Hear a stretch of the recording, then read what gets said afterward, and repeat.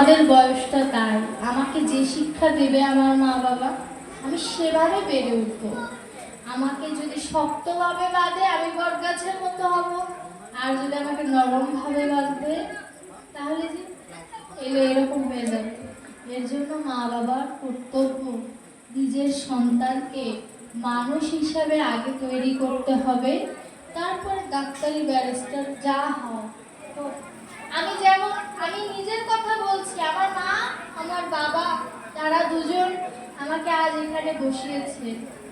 আসলে আমি কখনো যে ভাগ্য আস্বাদন করতে পারবো বা করাতে পারবো সত্যি কখনো ভাবিনি।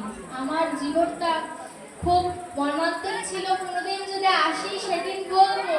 কিন্তু আমার অনুরোধ, ছোট বয়সে আপনার কৃষ্ণ ভজনের পথে যদি এগিয়ে দেয়, সে আজ না শুনুক কাল না শুনুক, একটা সময় না একটা সময় ঠিকই শুনবে।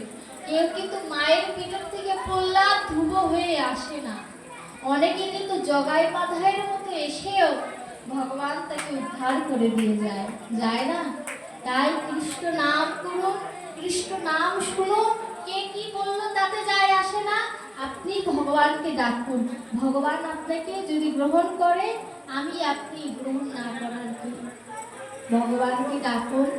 আর আমার বাবু মামনি চঞ্চল সমাদ্দার এবং রমা সমাদ্দার এবং তার দলের প্রত্যেকটি মানুষকে আশীর্বাদ করবেন, তারা যেন আমার প্রতি জন্মে বান্ধব হয়। এবং আপনাদের কাছে আপনাদের চরণধূলি কাম্য, যে আপনারা আপনাদের চরণধূলি আমায় দান করবেন।